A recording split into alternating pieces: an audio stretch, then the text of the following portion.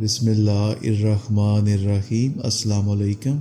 हज़रत सफ़ियान रहमत उल्लाह अलैह फरमाते हैं, मैंने खाना काबा के तवाफ़ के दौरान एक आशिक़ रसूल को हर कदम पर हजूर नबी पाक सल्लल्लाहु अलैहि वसल्लम पर दरूद पाक पढ़ते हुए देखा तो उससे पूछा, ऐ मेरे भाई, तवाफ़ की दुआ की बजाय सिर्फ दरूद पाक पढ़े जाने में क्या राज है? तो उसने आप भरी मेरा नाम दरियाफ्त किया और फिर कहने लगा, मैं अपने वालिद ग्रामी के साथ हज बैतुल्लाह के लिए घर से निकला था। फिर सफ़र के दौरान वालिद बुजुर्गवार शदीद बीमार हो गए और हम एक मकाम पर ठहर गए।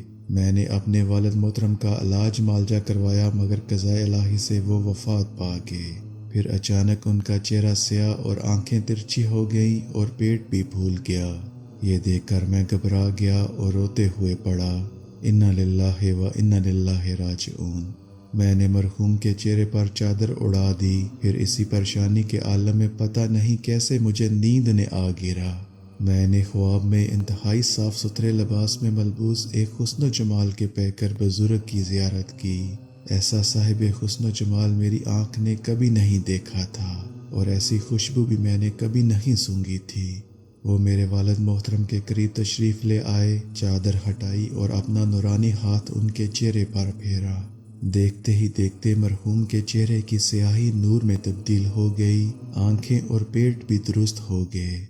जब वो हुस्न जमाल के पैकर वापस जाने के लिए पलटे तो मैं उनके दामन से लिपट गया और अर्ज़ की, आप कौन हैं जिनके सबब अल्लाह अज़्ज़ व जल ने मेरे वालिद मरहूम पर इस वीराने में ये एहसान फरमाया है?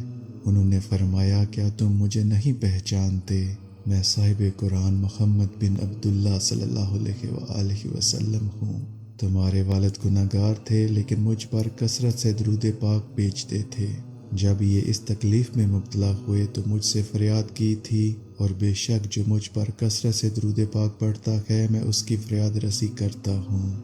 फिर मेरी आँख खुल गई। मैंने देखा कि हकीकत में मेरे वालिद मरहूम के चेहरे पर नूर फैला हुआ था और पेट भी अपनी असली हालत पर आ चुका था। ऐ हमारे रब, हमारे दिलों में नबी पाक सल्लल्लाहु अलैहि वसल्लम की मोहब्बत की शमा हमेशा जलाए रखना। आमीन।